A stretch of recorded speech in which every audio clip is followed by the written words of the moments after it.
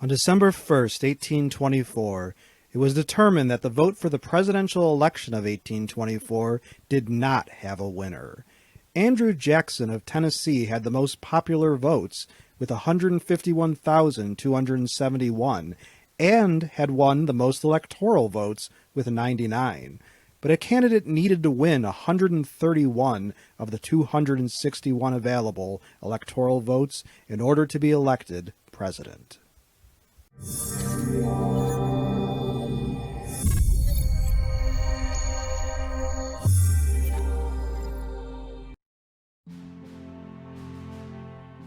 The main competition for Jackson, a war hero as well as former governor and senator, known as a man of the people or a backwoods ruffian depending on point of view, was a northern elite John Quincy Adams of Massachusetts who received only 113,122 popular votes. Several other men also ran in the election, with two of them, Henry Clay and William Crawford, snagging 78 of the precious electoral votes. If the situation was not goofy enough, as this sort of electoral fiasco had not happened in the previous 9 presidential elections, Adams and Jackson were from the same party, that is, Democratic-Republican, and had the same running mate, John C. Calhoun. Jackson had carried 12 states to Adams' 7, and the also-rans garnered 5 states between them. By law, specifically the 12th Amendment to the Constitution, the election was sent to the U.S. House of Representatives, which finally gave a long-awaited election result on February 9, 1825. This election ended the so-called era of good feelings, in which the previous 6 presidential elections were won by the single major party in the country, the Democratic-Republican Party. The House had elected John Quincy Adams despite Jackson's superior performance at the polls, as the popular election was not even close. Needless to say, Jackson and his supporters cried foul and attributed the vote of the House of Representatives to corrupt politics. Jackson and his friends broke off from the parent party and eventually changed the name to just the Democratic Party. Jackson won the 1828 and 1832 presidential elections outright, and thus got his vindication. A colorful character indeed, Jackson had killed a man in a duel, and was not averse to physically pounding another man that had attacked or insulted him.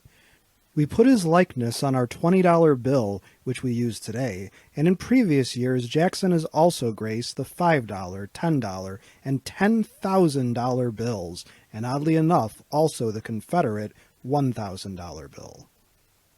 Adams was a one-term president that lost in his re-election bid to Jackson, but nonetheless had a stellar career in law and politics, also serving as Secretary of State, U.S. Senator, U.S. Representative, and minister to several different European countries.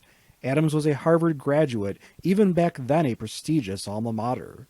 He is also famous for a successful representation to the U.S. Supreme Court of the escaped slaves that had taken over the slave ship Amistad, in the famous case U.S. versus the Amistad in 1841, a case immortalized as a major motion picture. Not surprisingly, Adams was an abolitionist.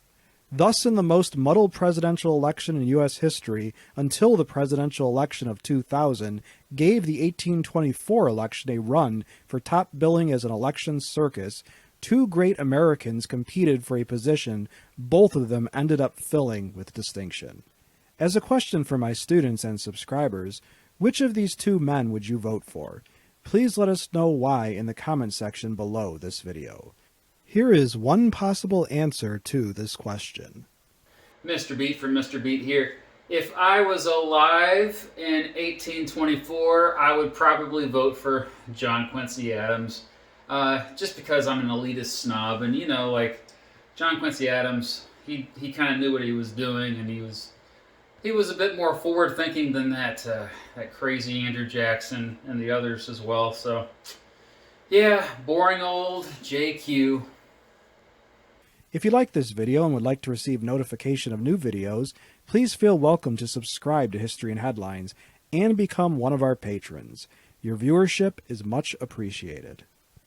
I also encourage you to check out Mr. Beat's popular channel on YouTube for more great history-themed videos.